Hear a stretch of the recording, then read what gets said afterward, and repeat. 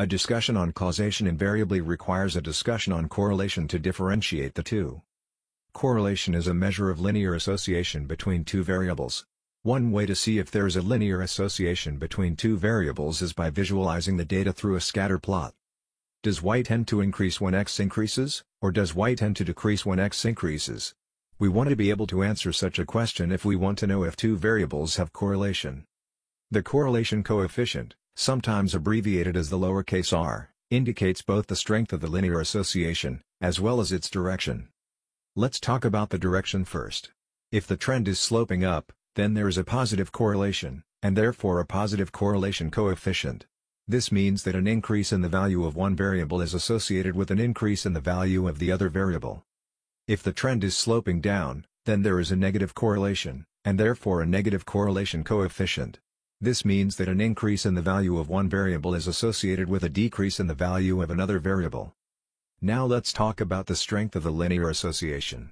If a straight line can be drawn perfectly through all of the data, the linear association is perfect, meaning we either have a -1 or a +1 correlation coefficient depending on the direction of the line. The correlation coefficient in the other extreme can be 0 if we are unable to discern a linear association between two variables.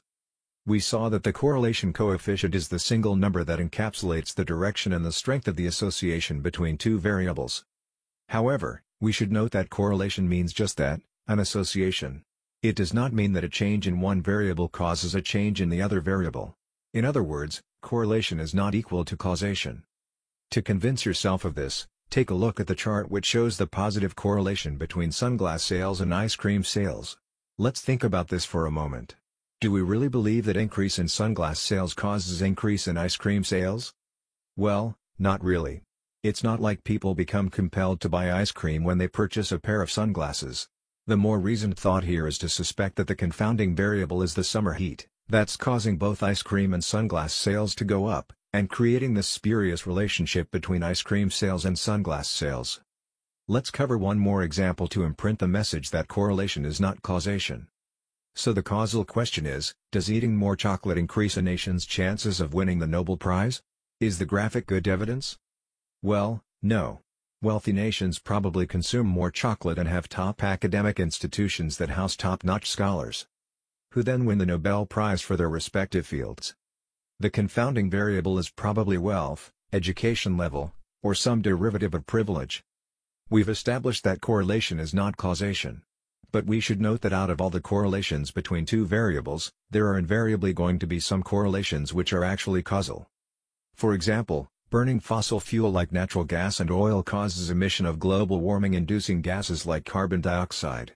For every one molecule of methane that's burned, one molecule of carbon dioxide is produced. So burning of methane causes more carbon dioxide to be released into the atmosphere.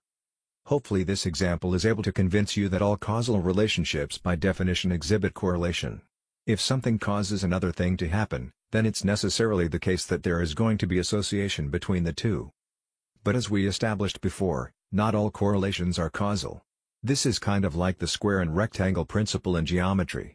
Recall that all squares are rectangles, but not all rectangles are squares. Similarly, all causal relationships exhibit correlation, but not all correlations are causal. In the upcoming lessons, we'll discover various categories of correlational relationships that exist in the world, and try to think about which types are causal, and which are not.